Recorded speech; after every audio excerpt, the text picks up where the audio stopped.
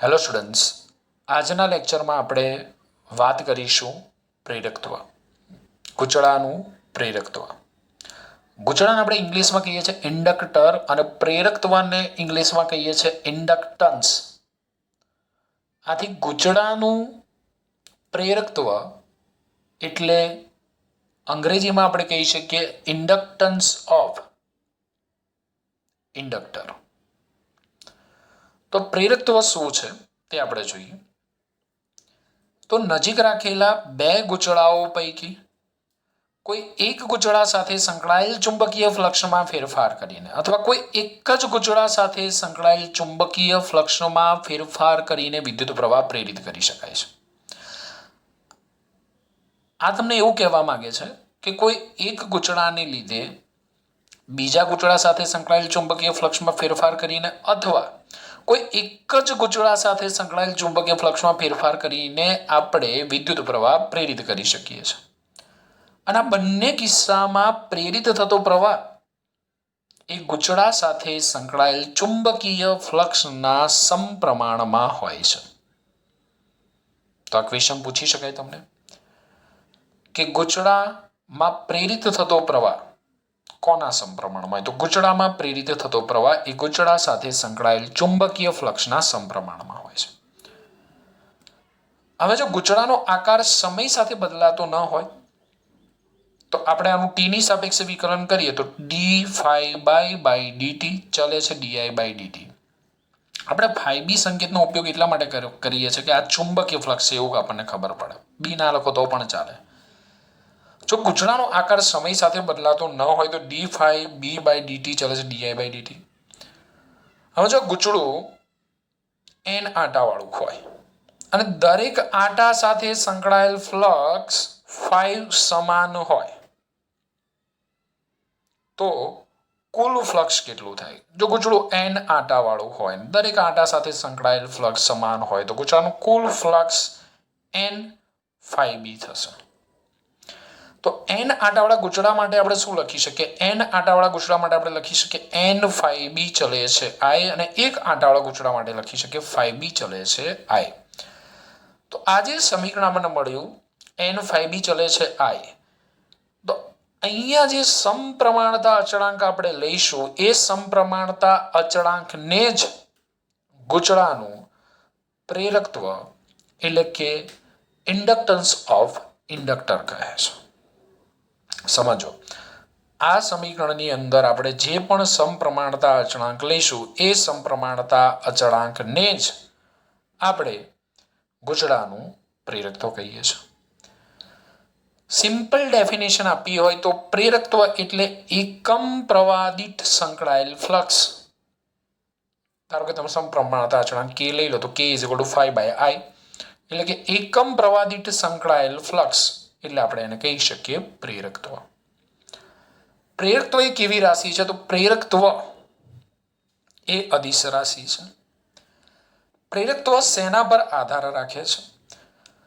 તો પ્રેરકત્વ ગૂંચળાના આકાર, ગૂંચળાના પરિમાણ, ગૂંચળાના દ્રવ્યના આંતરિક ગુણધર્મ, ગૂંચળું શાનું બનેલું છે એના પર, ગૂંચળાના પરિમાણ, ગૂંચળાના આકાર એના પર આધાર રાખે છે. આ ઉપરાંત ગૂંચળાને જે માધ્યમ પર વીંટાળેલો હોય તે માધ્યમની જાત પર આધાર રાખે છે. તો પ્રેરકત્વ કઈ કઈ બાબતો પર આધાર રાખે છે? ગૂંચળાના આકાર, પરિમાણ, આંટાઓની સંખ્યા, બધું જ લઈ શકો. ગૂંચળાના આકાર, પરિમાણ, આંટાઓની સંખ્યા, ગૂંચળાના દ્રવ્યના આંતરિક ગુણધર્મો, ગૂંચળું શાનું બનેલું છે તેના પર, અને ગૂંચળું જે માધ્યમ પર વીંટાળેલું હોય તે માધ્યમની જાત ઉપર આધાર રાખે છે. બરોબર, કોઈ વાહકદારને લોખંડ પર વીંટાળેલ છે કે તાંબા પર વીંટાળેલ છે, એલ્યુમિનિયમ પર વીંટાળેલું છે તેના પર આધાર રાખે છે. અને પ્રેરકત્વનો એસઆઈ એકમ છે હેનરી. પ્રેરકત્વનો એસઆઈ એકમ છે હેનરી. પાછું આપણે હજી નથી મેળવતા કારણ કે ફાઇનલ સૂત્ર હજી આપણે નથી મેળવ્યું. અને પ્રેરકત્વના મુખ્ય બે પ્રકાર છે. પહેલો આત્મ પ્રેરકત્વ અને બીજો પ્રકાર છે અન્યોન્ય પ્રેરકત્વ. હવે આપણે આત્મ પ્રેરકત્વ વિશે વાત કરીએ જેને આપણે ઇંગ્લિશમાં કહીએ છીએ સેલ્ફ ઇન્ડક્ટન્સ. તો આકૃતિમાં દર્શાવ્યા મુજબ મેં એક ગુચડાને બેટરી અને રિયોસ્ટેટ સાથે જોડેલ છે. હવે રિયોસ્ટેટનો ઉપયોગ શું છે? તો રિયોસ્ટેટની મદદથી આપણે આ ગુચડામાંથી પસાર થતા પ્રવાહના મૂલ્યમાં ફેરફાર કરી શકીએ છીએ, એટલે કે પ્રવાહના મૂલ્યમાં વધારો કે ઘટાડો કરી શકીએ છીએ. તો સમજીએ આપણે આત્મપ્રેરકત્વ કોને કહેવામાં આવે. તો જ્યારે ગુચડામાંથી વિદ્યુત પ્રવાહ પસાર થાય ત્યારે તેમાં ચુંબકીય ક્ષેત્ર ઉદ્ભવે છે અને ગુચડું પોતે એક ચુંબક તરીકે વર્તે છે. ધારો કે આ ગુચડાને આપણે લંબરૂપે દ્રષ્ટિ રાખીને જોઈએ. આ ગુચડાને લંબરૂપે દ્રષ્ટિ રાખીને જોઈએ તો આ ગુચડાની અંદર જો વિષમ ઘડી દિશામાં પ્રવાહ વહેતો હોય તો ગુચડાનો આપણા તરફનો છેડો એ નોર્થ પોલ તરીકે વર્તે છે અને ગુચડાનો પાછળનો છેડો સાઉથ પોલ તરીકે વર્તે છે. અહીંયા આપણે જે ગુચડું લીધું છે એ નાટાવાળું ગુચડું લીધું છે. ઓકે, તો પહેલા મુદ્દામાં આપણે વાત કરી કે જ્યારે ગુચડામાંથી વિદ્યુત પ્રવાહ પસાર થાય ત્યારે તેમાં ચુંબકીય ક્ષેત્ર ઉદ્ભવે છે અને ગુચડું પોતે એક ચુંબક તરીકે વર્તે છે. આથી ગુચડાના પોતાના જ ચુંબકીય ક્ષેત્રની ક્ષેત્ર રેખાઓ ગુચડાની પોતાની સાથે સંકળાયેલી હોય છે. અને આપણને ખબર છે કે ચુંબકીય ક્ષેત્ર રેખાઓ નોર્થમાંથી નીકળે, સાઉથની અંદર દાખલ થાય. એટલે આ નોર્થ પોલમાંથી, ગુચડાના નોર્થ પોલમાંથી ક્ષેત્ર રેખાઓ બહાર નીકળે છે અને સાઉથ પોલમાં દાખલ થાય છે. આપણે કીધું કે ગુચડામાંથી પ્રવાહ પસાર કરીએ એટલે ગુચડામાં ચુંબકીય ક્ષેત્ર ઉદ્ભવે છે. ગુચડું ચુંબક તરીકે વર્તે છે અને ગુચડાના પોતાના જ ચુંબકીય ક્ષેત્રની ક્ષેત્ર રેખાઓ ગુચડાની પોતાની સાથે સંકળાયેલી હોય છે. હવે જો રિયોસ્ટેટની મદદથી આપણે ગુચડામાંથી પસાર થતા વિદ્યુત પ્રવાહના મૂલ્યમાં ફેરફાર કરવામાં આવે. જો વિદ્યુત પ્રવાહના મૂલ્યમાં ફેરફાર કરવામાં આવે તો ગુચડા સાથે સંકળાયેલ ચુંબકીય ક્ષેત્ર રેખાઓની સંખ્યામાં ફેરફાર થાય. પ્રવાહના મૂલ્યમાં ફેરફાર કરીશું એટલે ચુંબકીય ક્ષેત્રના મૂલ્યમાં ફેરફાર થશે. ચુંબકીય ક્ષેત્રના મૂલ્યમાં ફેરફાર થશે એટલે ગુચડા સાથે સંકળાયેલ ચુંબકીય ક્ષેત્ર રેખાઓની સંખ્યામાં ફેરફાર થશે. આથી ગુચડા સાથે સંકળાયેલ ચુંબકીય ફ્લક્સમાં ફેરફાર થાય. તો આપણે ડાયરેક્ટ કહી શકીએ કે ગુચડામાંથી પસાર થતા વિદ્યુત પ્રવાહમાં ફેરફાર કરવામાં આવે તો ગુચડા સાથે સંકળાયેલ ચુંબકીય ફ્લક્સમાં ફેરફાર થાય છે. પરિણામે ફેરાડેના નિયમ મુજબ આ જ ગુચડામાં પ્રેરિત EMF ઉત્પન્ન થાય છે અને આ પ્રેરિત EMF આ જ ગુચડામાં ઉત્પન્ન થતું હોવાથી આ જે પ્રેરિત EMF છે એ આ જ ગુચડામાં ઉત્પન્ન થતું હોવાથી આપણે એને આત્મપ્રેરિત EMF કહીએ છીએ અને આ ઘટનાને આત્મપ્રેરણ કહે છે. તો એકદમ સિમ્પલ ડેફિનેશન છે. બધી થિયરીનો કોન્સેપ્ટ મેં તમને કીધું તો એ પ્રમાણે એક જ જેવો છે કે ગુચડામાંથી પ્રવાહ પસાર કરીએ, ગુચડામાં ચુંબકીય ક્ષેત્ર ઉદ્ભવે, ગુચડું ચુંબક તરીકે વર્તે, ગુચડાના પોતાના જ ચુંબકીય ક્ષેત્રની ક્ષેત્ર રેખાઓ પોતાની સાથે સંકળાયેલી હોય. જો ગુચડામાંથી પસાર થતા પ્રવાહના મૂલ્યમાં ફેરફાર કરવામાં આવે તો ગુચડા સાથે સંકળાયેલ ચુંબકીય ફ્લક્સમાં ફેરફાર થાય. જેથી ફેરાડેના નિયમ મુજબ ગુચડાની અંદર પ્રેરિત EMF ઉત્પન્ન થાય છે અને આ પ્રેરિત EMF આ જ ગુચડાની અંદર ઉત્પન્ન થતું હોવાથી એને આપણે આત્મપ્રેરિત EMF કહીએ છીએ અને આ ઘટનાને કહેવામાં આવે છે આત્મપ્રેરણ. જેને આપણે અંગ્રેજીમાં શું કહીશું? Self inductance.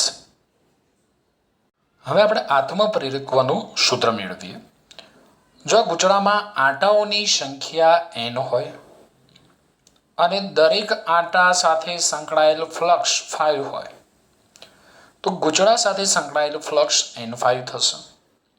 અને મેં તમને હમણાં અગાઉ કીધું કે આ કુલ ફ્લક્સ એ ગુચડામાંથી વહેતા વિદ્યુત પ્રવાહના સમપ્રમાણમાં હોય છે. તો આપણે આવું લખી શકીએ N5 ચલે છે I. હું 5B નથી લખતો આ વખતે. સમપ્રમાણતા અચળાંક લઈએ આપણે તો N5 is equal to Li. તો આપણે લખી શકીએ કે L is equal to N5 by I, જ્યાં L ને ગુચડાનું આત્મપ્રેરકત્વ કહે છે, જ્યાં L ને ગુચડાનું આત્મપ્રેરકત્વ કહે છે. ઓકે, આને આપણે કહી દઈએ સમીકરણ નંબર 1. હવે આ સમીકરણની અંદર I બરાબર 1 એમ્પિયર લઈએ. સમીકરણ 1 માં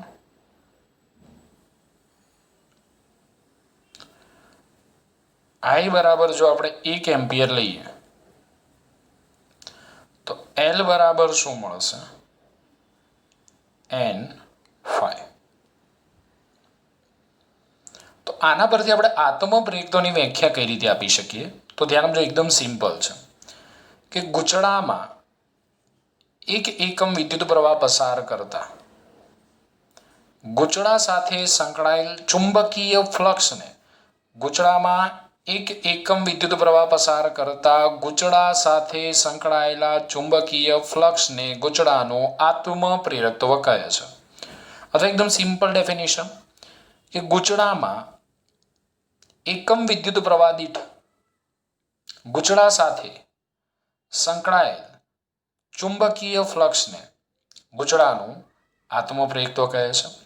તો આ આત્મ પ્રેરકત્વની પહેલી વ્યાખ્યા છે, એટલે હું વ્યાખ્યા નંબર 1 કહી દઉં છું. એકદમ સિમ્પલ રીતે જ આપણે લખીએ કે ગુચડામાં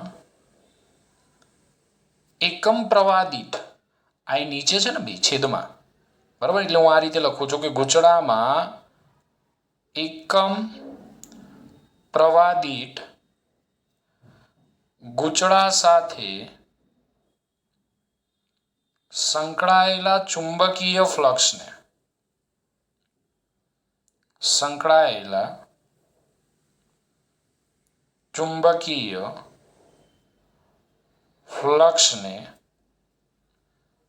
ગુચડાનું આત્મ પ્રેરકત્વ કહે છે. દોસ્તો યાદ રાખજો આ ડેફિનેશન, કારણ કે આત્મ પ્રેરકત્વ આવડી ગયું તો અન્ય પ્રેરકત્વ તમારે તૈયાર કરવાની જરૂર નહીં પડે, ઓટોમેટિક આવડી જશે. ઓકે, એટલે પહેલી ડેફિનેશન કે ગુચડામાં એકમ પ્રવાહ દીઠ ગુચડા સાથે સંકળાયેલ ચુંબકીય ફ્લક્સને આપણે ગુચડાનું આત્મ પ્રેરકત્વ કહીએ છીએ. અને આપણને ખબર છે આત્મ પ્રેરકત્વ એલનો એકમ કયો છે? તો મેં હમણાં જ કીધું કે એલનો એકમ હેનરી છે, જેને આપણે શેના વડે દર્શાવીએ છીએ? H વડે દર્શાવીએ છીએ. બરોબર છે. હવે એકમની વ્યાખ્યા આપવી હોય આપણે, હેનરીની વ્યાખ્યા, તો હેનરીની વ્યાખ્યા કઈ રીતે આપી શકાય? ધ્યાન આપજો. તો સમીકરણ 1 માં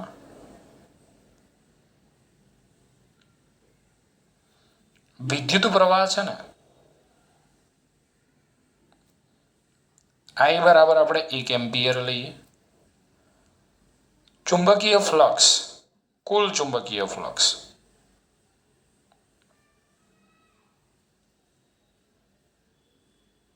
N∅ ઇઝ ઇક્વલ ટુ, ∅ નો એકમ કયો ભાઈ? વેબર. 1 વેબર લઈએ. તો ગુચડાનું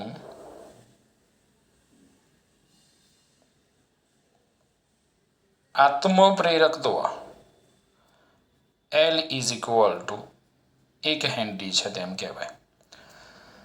તો યાદ રાખજો દોસ્તો, આ ડેફિનેશન આ રીતે આપણે યાદ રાખીશું કે ગુચડામાં 1 એમ્પિયર વિદ્યુત પ્રવાહ પસાર કરતા ગુચડા સાથે સંકળાયેલ ચુંબકીય ફ્લક્સ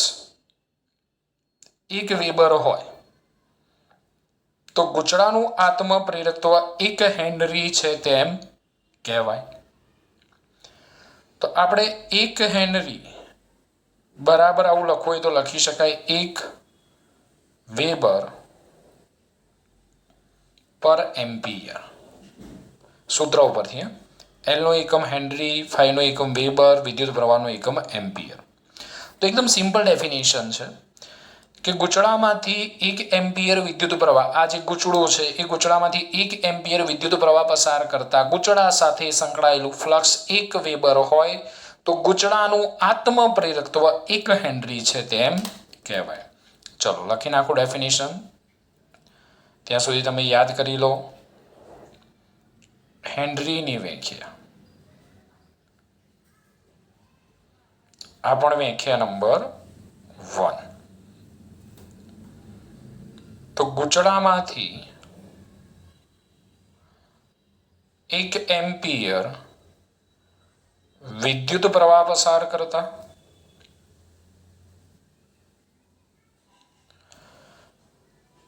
ગૂંચળા સાથે સંકળાયેલ ચુંબકીય ફ્લક્સ 1 વેબર હોય તો ગૂંચળાનું આત્મપ્રેરકત્વ 1 હેનરી છે તેમ કહેવાય. ઓકે, તો એકદમ સિમ્પલ સાબિતી ઉપરથી સિમ્પલ વ્યાખ્યા અને એના પરથી આપણે એકમની વ્યાખ્યા લીધી. આપણે કીધું કે ગૂંચળા સાથે સંકળાયેલ ચુંબકીય ફ્લક્સ, કુલ ચુંબકીય ફ્લક્સ એ ગૂંચળામાંથી પસાર થતા પ્રવાહના સમપ્રમાણમાં હોય, માટે n5 ચલે છે I. તો n5 સમપ્રમાણતા અચળાંક L લીધો, n5 Li, L n5/I. જે L ને આપણે ગૂંચળાનું આત્મપ્રેરકત્વ કહે છે, જેની વ્યાખ્યા આપણે આ સૂત્ર પરથી વ્યાખ્યા લખવી હોય તો ગૂંચળામાં એકમ પ્રવાહ દીઠ ગૂંચળા સાથે સંકળાયેલા ચુંબકીય ફ્લક્સને ગૂંચળાનું આત્મપ્રેરકત્વ કહે છે. જો I બરાબર 1 એમ્પિયર લઈએ, n5 બરાબર 1 વેબર લઈએ તો આપણને L બરાબર 1 હેનરી મળે. અને આના પરથી આપણે હેનરીની વ્યાખ્યા લખવી તો કઈ રીતે લખી શકાય? જો આ રીતે યાદ રાખવાની. ગૂંચળામાંથી 1 એમ્પિયર વિદ્યુત પ્રવાહ પસાર કરતા ગૂંચળા સાથે સંકળાયેલ ચુંબકીય ફ્લક્સ 1 વેબર હોય તો ગૂંચળાનું આત્મપ્રેરકત્વ 1 હેનરી છે તેમ કહેવાય. સ્ક્રીનશોટ લેવો હોય તો લઈ લો.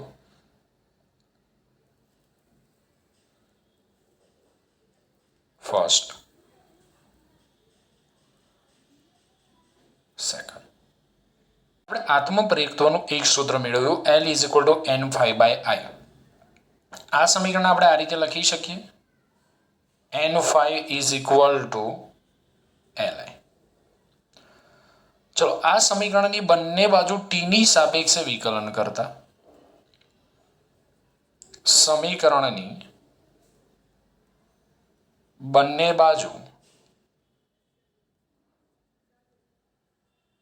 t ની સાપેક્ષે વિકલન કરતા સમીકરણની બંને બાજુ આપણે t ની સાપેક્ષે વિકલન કરીએ. હવે આંટાઓની સંખ્યા કેવી? અચળ. ચલો, phi નું t ની સાપેક્ષે વિકલન કરીએ, d∅/dt. L અચળ di/dt. હવે આત્મપ્રેરણના કિસ્સામાં ફેરાડે અને લેન્સ બંનેના નિયમોનું પાલન થાય છે. આથી ફેરાડેના નિયમ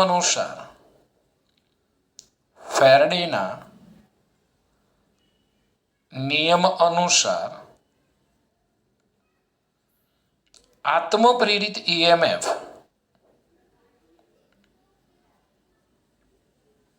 બોલો, ફેરાડેના નિયમ અનુસાર પ્રેરિત EMF નું સૂત્ર કયું છે? E = -N-d∅/dt. અને આ આત્મપ્રેરિત EMF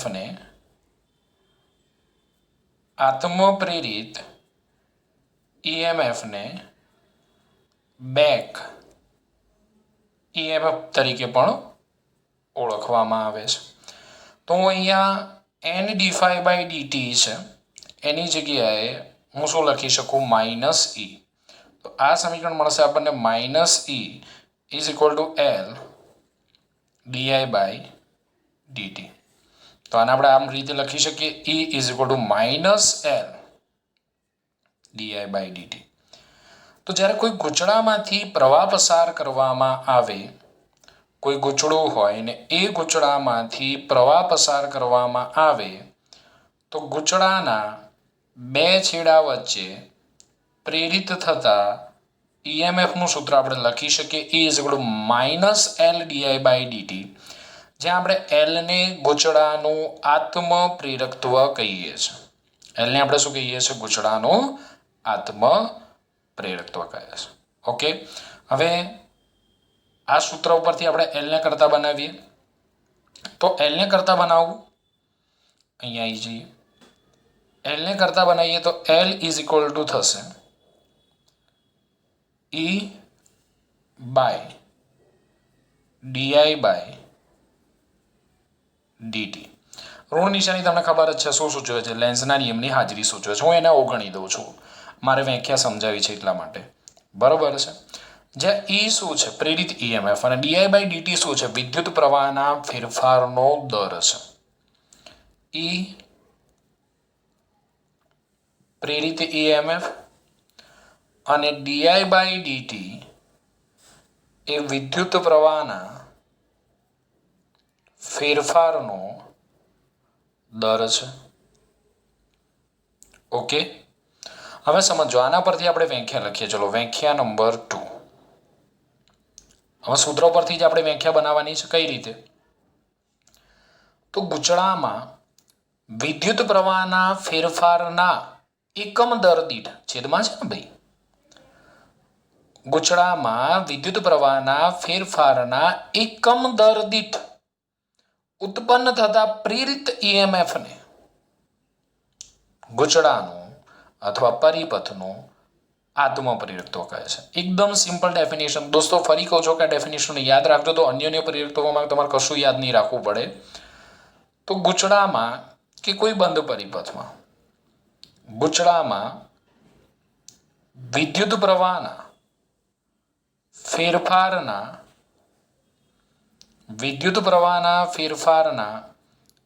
એકમ દર દીઠ ઉત્પન્ન થતા આત્મપ્રેરિત ઈએમએફને ગૂંચળાનું આત્મપ્રેરકત્વ કહે છે ચલો ફરી એકવાર મારી સાથે સૂત્ર પરથી જ ભાઈ આપણે વ્યાખ્યા બનાવવાની એટલે સૂત્ર યાદ રાખવાનું કે ગૂંચળામાં વિદ્યુત પ્રવાહના ફેરફારના એકમ દર દીઠ ઉત્પન્ન થતા આત્મપ્રેરિત ઈએમએફને ગૂંચળાનું આત્મપ્રેરકત્વ કહે છે અને આત્મપ્રેરકત્વનો એકમ કયો છે હેનરી તો આપણે હેનરીની વ્યાખ્યા નંબર 2 લઈએ જો આત્મપ્રેરિત વિદ્યુત પ્રવાહના ફેરફારનો દર લઈ લઈએ પહેલા વિદ્યુત પ્રવાહના ફેરફારનો દર ડીઆઈ બાય ડીટી 1 એમ્પિયર પર સેકન્ડ લઈ લઈએ આત્મપ્રેરિત ઈએમએફ એની વેલ્યુ આપણે લઈ લઈએ 1 વોલ્ટ તો ગૂંચળાનું આત્મપ્રેરકત્વ એલ આપણને મળશે 1 હેનરી જો વ્યાખ્યા કઈ રીતે આપી શકાય આ બધા શબ્દોને જોડી દઈએ જો ગૂંચળામાં વિદ્યુત પ્રવાહના ફેરફારનો દર 1 એમ્પિયર પર સેકન્ડ હોય અને ઉત્પન્ન થતું આત્મપ્રેરિત ઈએમએફ 1 વોલ્ટ હોય તો ગૂંચળાનું આત્મપ્રેરકત્વ 1 હેનરી છે તેમ કહેવાય બોલો રહી ગઈ વ્યાખ્યા યાદ બોલો તો ગૂંચળામાં વિદ્યુત પ્રવાહના ફેરફારનો દર 1 એમ્પિયર પર સેકન્ડ હોય અને ઉત્પન્ન થતું આત્મપ્રેરિત ઈએમએફ 1 વોલ્ટ હોય તો ગૂંચળાનું આત્મપ્રેરકત્વ 1 હેનરી છે તેમ કહેવાય ઓકે તો બે સૂત્ર L = N∅/I એના પરથી વ્યાખ્યા કઈ થશે એકમ પ્રવાહ દીઠ ગૂંચળા સાથે સંકળાયેલા ચુંબકીય ફ્લક્સને ગૂંચળાનું આત્મપ્રેરકત્વ કહે છે અને એની એકમની વ્યાખ્યા લખવી હોય તો ગૂંચળામાંથી 1 એમ્પિયર વિદ્યુત પ્રવાહ પસાર કરતા ગૂંચળા સાથે સંકળાયેલ ચુંબકીય ફ્લક્સ 1 વેબર હોય તો ગૂંચળાનું આત્મપ્રેરકત્વ 1 હેનરી છે તેમ કહેવાય. ઓકે, N5 Li નું વિકલન કરો એટલે આપણે ગૂંચળામાં પ્રેરિત EMFનું સૂત્ર મળે E -L/dt. એના પરથી આત્મપ્રેરકત્વનું બીજું સૂત્ર મળે, ઋણ નિશાની મેં અવગણી છે, L E/di/dt. આના પરથી વ્યાખ્યા શું થશે તો ગૂંચળામાં વિદ્યુત પ્રવાહના ફેરફારના એકમ દર દીઠ ઉત્પન્ન થતા આત્મપ્રેરિત EMFને ગૂંચળાનું આત્મપ્રેરકત્વ કહે છે. એકમની વ્યાખ્યા: ગૂંચળામાં વિદ્યુત પ્રવાહના ફેરફારનો દર 1 એમ્પિયર પર સેકન્ડ હોય અને આત્મપ્રેરિત EMF 1 વોલ્ટ હોય તો ગૂંચળાનું આત્મપ્રેરકત્વ 1 હેનરી છે તેમ કહેવાય. હવે આપણે ગૂંચળાના આત્મપ્રેરકત્વનો ડેટા જોઈએ. હવે આપણે બે વ્યાખ્યાઓ જોઈએ, બરોબર. બંને વ્યાખ્યાઓ લખતો નથી હું, અહીંયા સૂત્ર જોઈએ આપણે. તો એક સૂત્ર આપણને મળ્યું L = N5/I અને બીજું સૂત્ર આપણને મળ્યું L =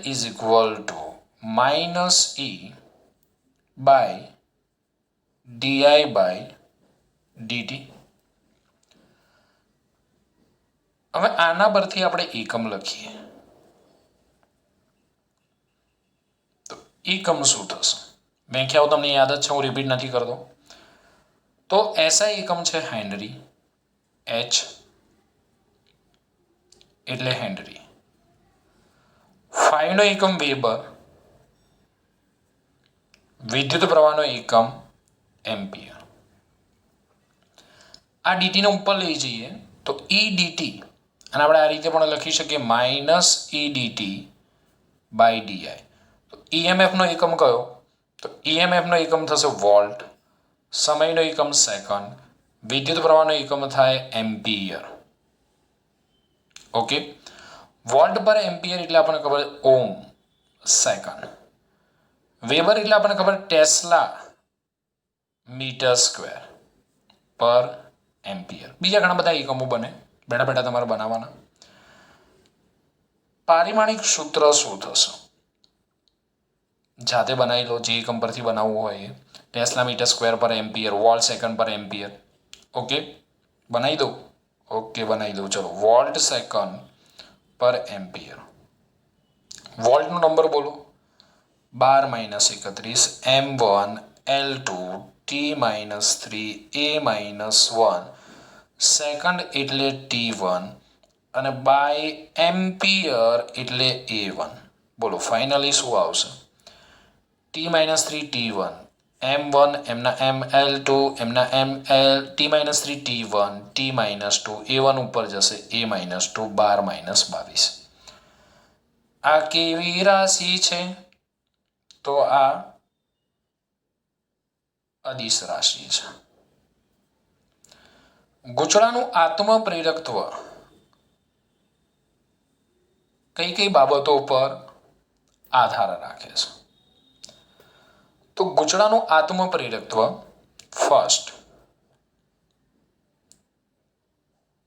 ગૂંચળાના પરિમાણ, આકાર અને આંટાઓની સંખ્યા પર આધાર રાખે છે. આ મેં શેના આધારે લખ્યું? એનના આધારે. બરોબર છે. એનના આધારે મેં કીધું ગૂંચળાના પરિમાણ, આકાર, આંટાઓની સંખ્યા પર આધાર રાખે છે.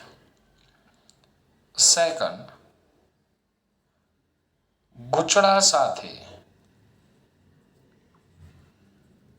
સંકળાયેલ ફ્લક્સ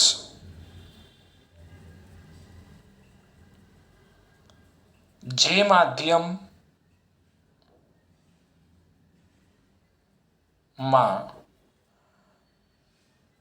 પ્રવર્તતું હોય તે માધ્યમ પર. આ ઉપરાંત ગૂંચળાના આંતરિક ગુણધર્મો પર આગળ આપણે જોયું એમ. તો આત્મપ્રેરકત્વ ગૂંચળાના પરિમાણ, આકાર, આંટાઓની સંખ્યા. આ ઉપરાંત ગૂંચળા સાથે સંકળાયેલ ફ્લક્સ જે માધ્યમમાં પ્રવર્તતું હોય તે માધ્યમ પર આધાર રાખે છે. બીજી એક અગત્યની વસ્તુ, L એ આઈ પર આધારિત નથી દોસ્તો, પરંતુ વિદ્યુત પ્રવાહના ફેરફાર પર આધાર રાખે છે. ગૂંચળાનું આત્મપ્રેરકત્વ એ વિદ્યુત પ્રવાહ પર આધારિત નથી. એ શેના પર આધાર રાખે છે? વિદ્યુત પ્રવાહના ફેરફાર પર આધાર રાખે છે. હવે આપણે એવું અહીંયા કીધું કે ગૂંચળા સાથે સંકળાયેલ ફ્લક્સ જે માધ્યમમાં પ્રવર્તતું હોય તે માધ્યમ પર, તો કોઈ વાહકતાનું ગૂંચળું હોય અને એ ગૂંચળાને જો નરમ લોખંડના નળાકાર પર વીંટાળવામાં આવે તો નરમ લોખંડની પરમિટિવિટી ઘણી જ વધારે હોવાથી ગૂંચળાનું આત્મપ્રેરકત્વ વધી જાય. આથી આપણે કહીએ છીએ કે ગૂંચળા સાથે સંકળાયેલ ફ્લક્સ જે માધ્યમમાં પ્રવર્તતું હોય, ગૂંચળું જે માધ્યમમાં પ્રવર્તતું હોય તે માધ્યમ પર આધાર રાખે છે. ઓકે, તો આટલો ડેટા આપણે ધ્યાનમાં રાખીશું. બે સૂત્ર L = N∅/I, L = -E/di/dt, એકમ હેનરી, વેબર પર એમ્પિયર, વોલ્ટ સેકન્ડ પર એમ્પિયર. વેબર એટલે ખબર છે ને ભાઈ, વોલ્ટ ઇન્ટુ સેકન્ડ. વેબર એટલે ટેસ્લા મીટર સ્ક્વેર, બરાબર છે. તો વોલ્ટ સેકન્ડ પર એમ્પિયર, વોલ્ટ પર ampere, ohm into second, tesla metre square પર એમ્પિયર. 512 - 22 રાશિ અદિશ. ઓકે, આધાર શેના પર રાખે છે એ આપણે જોઈ લીધો છે. હવે આપણે એક નાના ટોપિક વિશે વાત કરી લઈએ, જેનું નામ છે ઇન્ડક્ટર. સવાલ કંઈક આ રીતે પૂછાય છે કે પરિપથના કયા ઘટકને ઇન્ડક્ટર કહે છે? તો બહુ સિમ્પલ આન્સર છે. પરિપથનો જે ઘટક આત્મપ્રેરકત્વ ધરાવતો હોય તેને આપણે ઇન્ડક્ટર કહીએ છીએ. ઉદાહરણ તરીકે ગૂંચળો. હવે આ ઇન્ડક્ટરની પરિપથ સંજ્ઞા કેવી છે? તો મેં તમને ઇન્ડક્ટરની પરિપથ સંજ્ઞા આકૃતિમાં દર્શાવેલી છે. જ્યારે ઇન્ડક્ટરને પરિપથમાં જોડવામાં આવે ત્યારે ઇન્ડક્ટરના બે છેડાઓ વચ્ચે EMF પ્રેરિત થાય છે અને આ પ્રેરિત EMFનું મૂલ્ય E = -L di/dt જેટલું હોય છે. એટલે ઇન્ડક્ટરમાં પ્રેરિત EMF કેટલું હોય?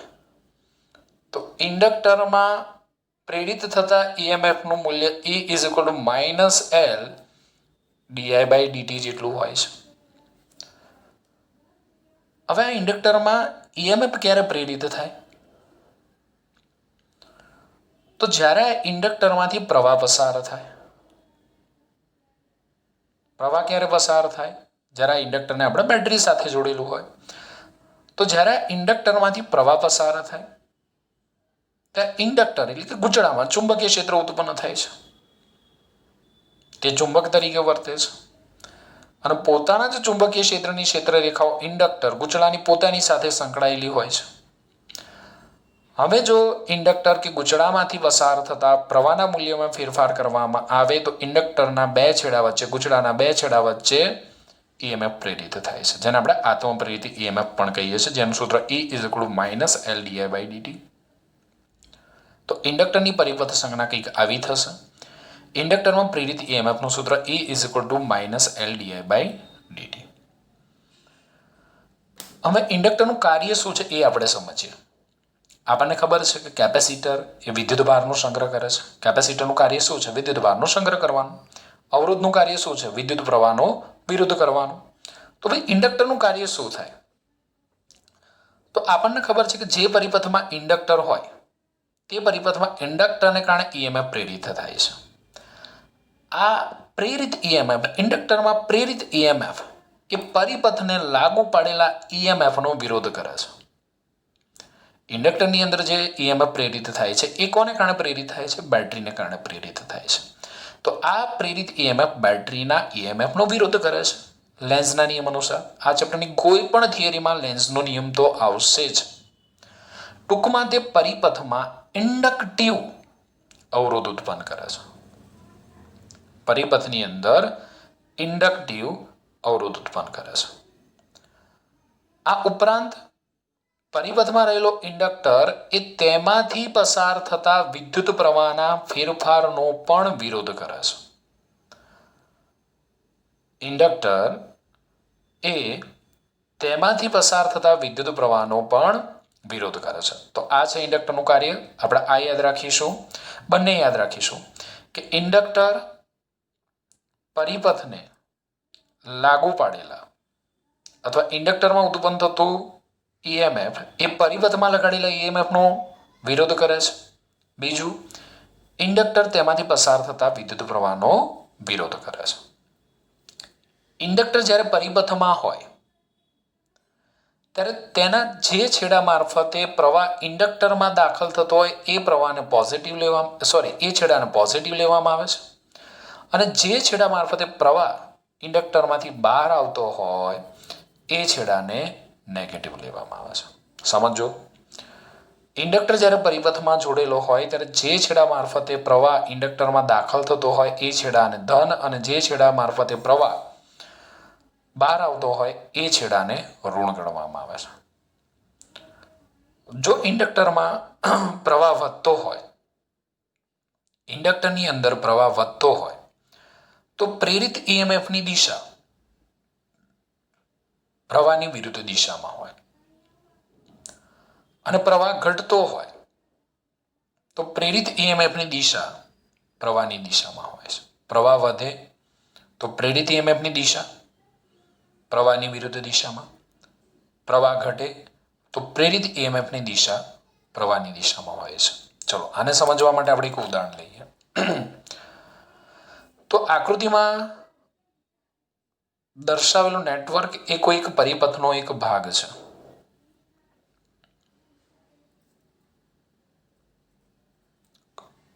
અને કોઈ ક્ષણે પ્રવાહ I = 5 એમ્પિયર હોય અને તે 10³ એમ્પિયર પર સેકન્ડના દરથી ઘટતો હોય. કોઈ ક્ષણ પ્રવાહ 5 એમ્પિયર હોય અને તે 10³ એમ્પિયર પર સેકન્ડના દરથી ઘટતો હોય તો બી અને એ વચ્ચેનો પીડી ખાલી જગ્યા વોલ્ટ હોય. તો અહીંયા આપણને I = 5 એમ્પિયર આપ્યો છે. વિદ્યુત પ્રવાહના ફેરફારનો દર 10³ એમ્પિયર પર સેકન્ડ, પરંતુ પ્રવાહ ઘટે છે એટલે મેં અહીંયા નેગેટિવ સાઇન લીધી છે. ગૂંચળાનું ઇન્ડક્ટન્સ આત્મપ્રેરકત્વ L = 5 મિલી હેનરી છે એટલે 5 × 10³ હેનરી થશે. ઈએમએફ 15 વોલ્ટ છે. અવરોધ R 1 ઓહ્મ છે. ચલો આપણે એ અને બી વચ્ચે કિર્ચોફનો નિયમ લગાડીએ. તો કિર્ચોફનો નિયમ લગાડતા શું થશે? તો એ બિંદુ પાસેનું સ્થિતિમાન VA,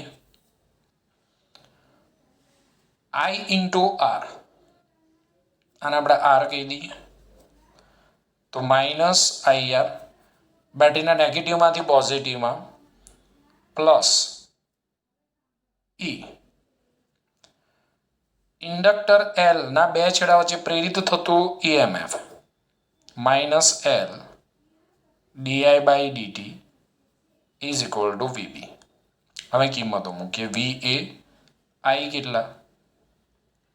અહીંયા 5, R 1, 5 × 5, E ની વેલ્યુ છે 15, -L 5 × 10³ di/dt -10³ VB. ઓકે, તો અહીંયા 10⁻3, 10⁻3 કટ, માઇનસ માઇનસ પ્લસ લખવું એટલે ખબર પડે. VA = -5 + 15 -+ +5 = VB, 5 5 cut. તો VB - VA કેટલા થશે? VA ને પેલી બાજુ લઈ જઈએ તો VB - VA થશે 15 વોલ્ટ. આપણે બી અને એ વચ્ચેનો પીડી શોધવાનું કીધું તો VB - VA થશે 15 વોલ્ટ. જો અહીંયા પ્રવાહ વધતો હોત તો આપણે di/dt પોઝિટિવ લેત તો આપણને અહીંયા શું મળે? નેગેટિવ મળે. ઓકે, તો આપણે આવું પણ કહી શકીએ કે પ્રવાહ ઘટતો હોય, I ઘટે તો E = ડાયરેક્ટ આપણે આવું લખી શકીએ L ડીઆઈ બાય ડીટી, પણ આઈ વધે તો E is equal to minus L DI by DT. એટલે મેં તમને પહેલાં પણ કીધું કે જો ઇન્ડક્ટરમાંથી પસાર થતો પ્રવાહ વધતો હોય તો પ્રેરિત EMF એ પ્રવાહની વિરુદ્ધ દિશામાં હોય. ઇન્ડક્ટરમાંથી પ્રવાહ ઘટતો હોય તો પ્રેરિત EMF એ પ્રવાહની દિશામાં હોય. તો બહુ અગત્યનો ટોપિક છે, નાનો પણ અગત્યનો ટોપિક ઇન્ડક્ટર. કારણ કે હવે આપણે નેક્સ્ટ જે થિયરી ભણવાના છીએ એ ઇન્ડક્ટર પર આધારિત છે. ઓકે, તો ઇન્ડક્ટર કોને કહીશું? પરિપથનો જે ઘટક આત્મ પ્રેરકત્વ ધરાવે છે એને આપણે ઇન્ડક્ટર કહીશું. ઇન્ડક્ટરના બે છેડા વચ્ચે પ્રેરિત EMFનું સૂત્ર E is equal to minus L DI by DT. કાર્ય શું? વિદ્યુત પ્રવાહના ફેરફારનો વિરોધ કરે છે અને પરિપથમાં લાગુ પાડેલા EMFનો વિરોધ કરે છે. ઓકે, આટલું યાદ રાખીશું આપણે.